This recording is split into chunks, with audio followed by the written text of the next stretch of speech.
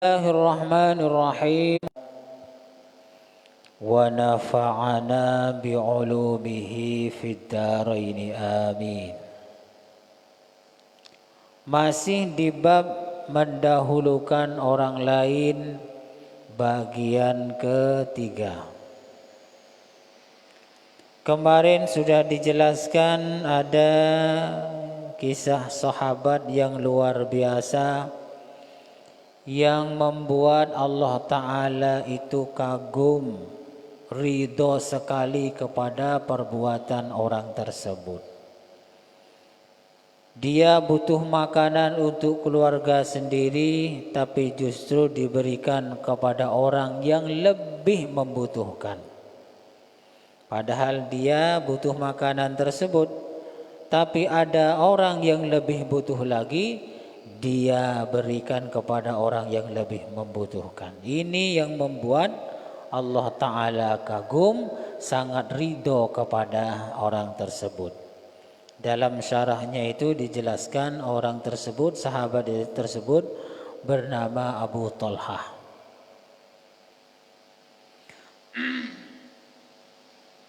Ada juga dulu zaman santri dulu, ada orang santri yang 4 santri itu kirimannya telat.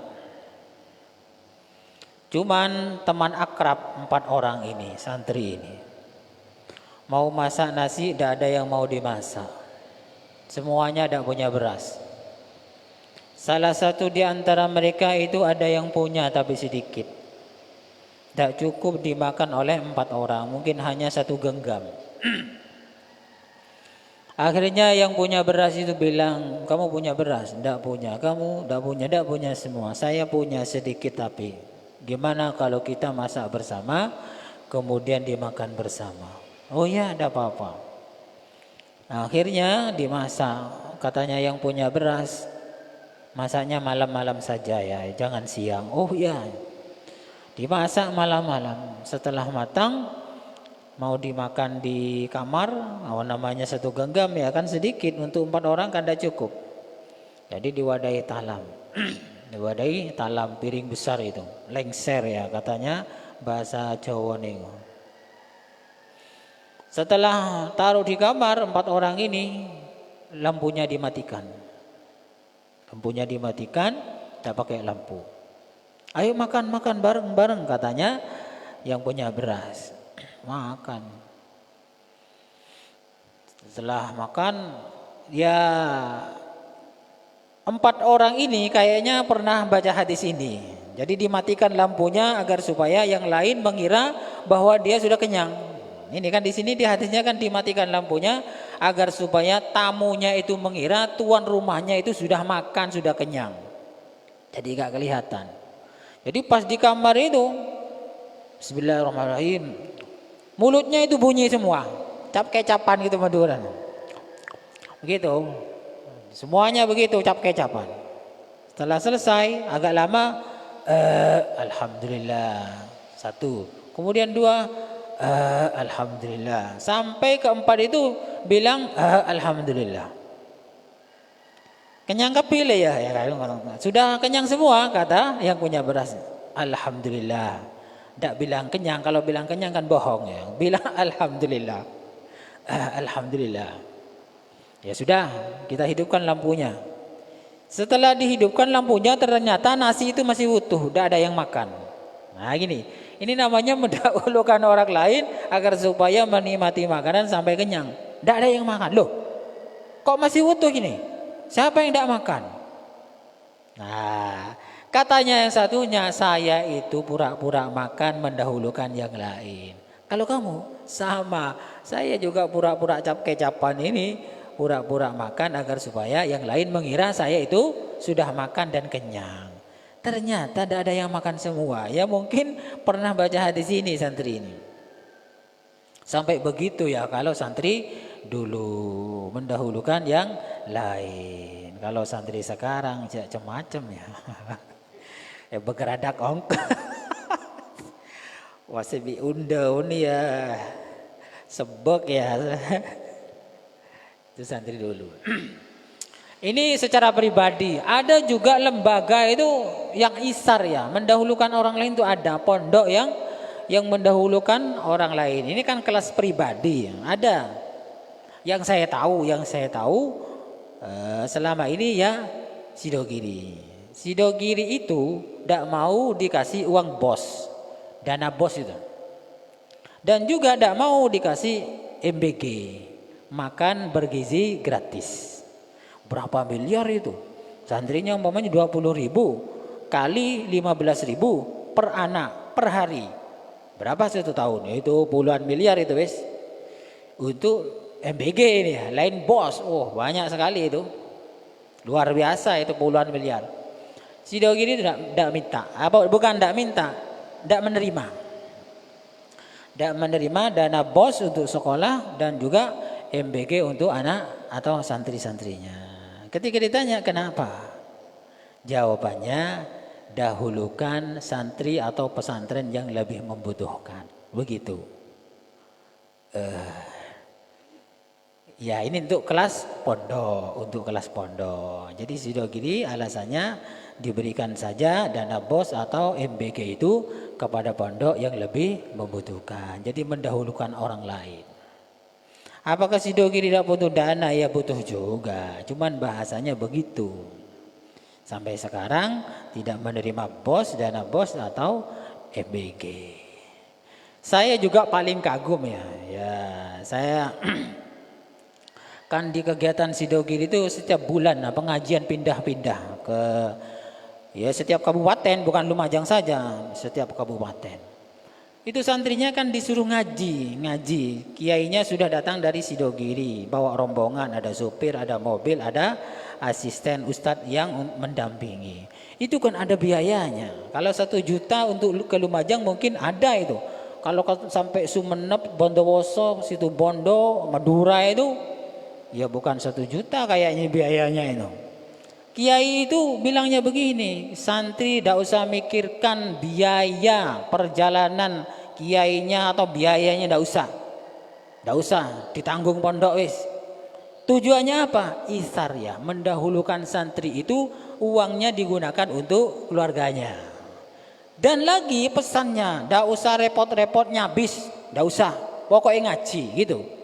Pokoknya ngaji, tidak usah repot-repot nyabis. Kan kadang-kadang namanya santri mana saja kan kalau sudah mau ketemu sama gurunya kan sibuk sama mau nyabisnya itu. Ya kalau ada. Nah, itu. Jadi kadang ketika tidak punya yang mau dicabiskan, disalamkan kepada kiainya, biasanya kan sungkan untuk ngaji. Nah, itu. Akhirnya oleh kiai tidak usah sungkan-sungkan. Pokoknya ngaji, tidak usah repot-repot singkatnya nyabis, tidak usah gitu. Dahulukan kepada keluarganya. Nah, akhirnya teman-teman itu banyak yang ngaji.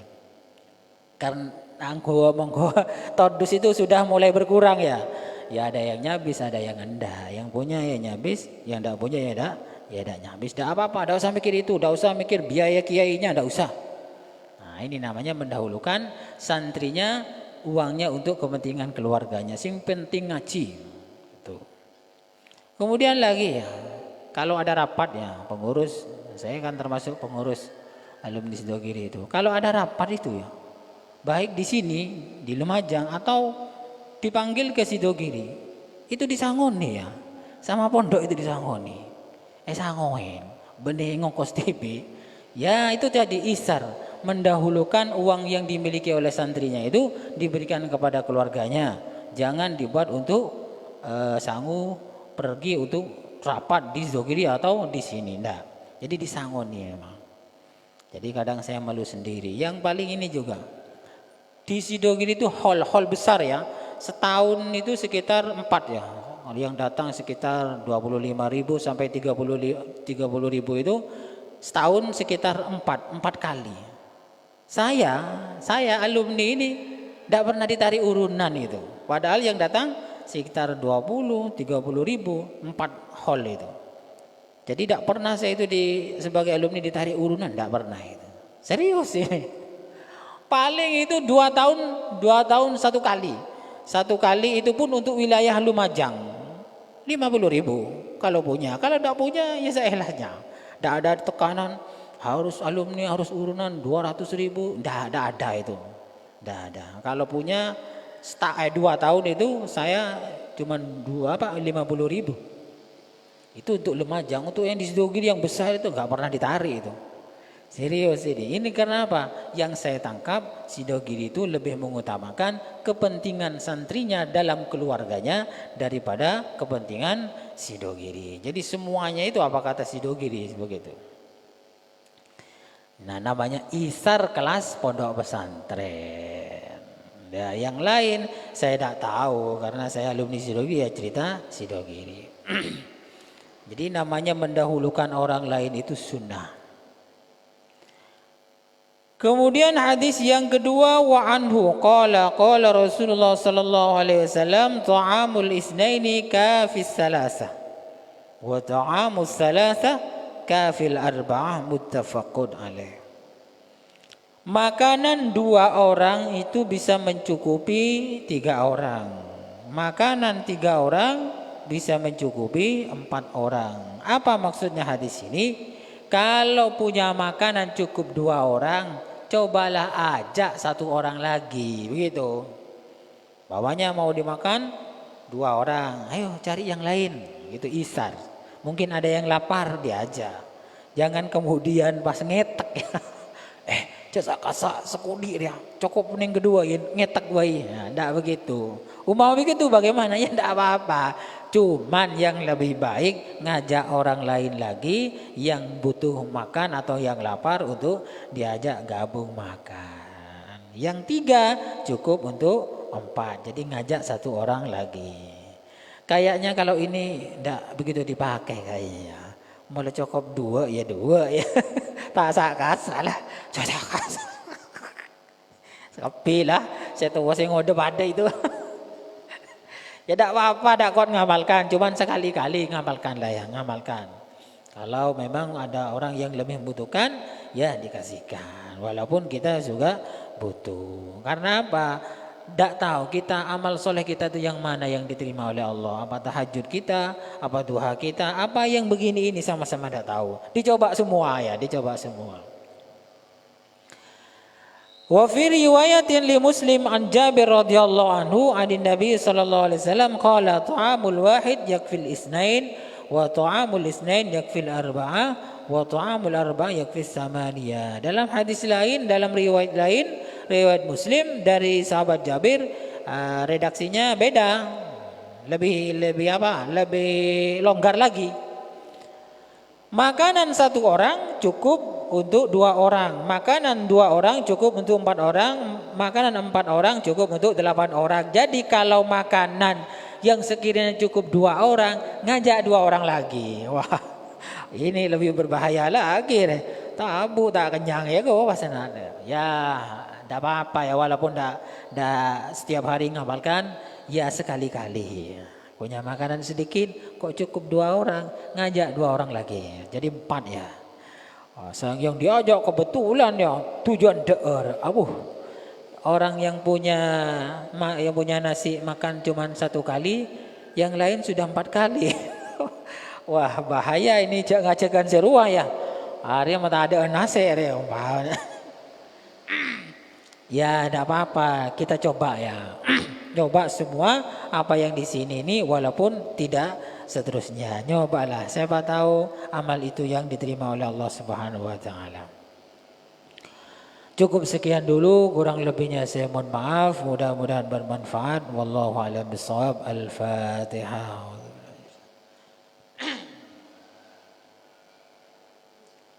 Assalamualaikum warahmatullahi wabarakatuh.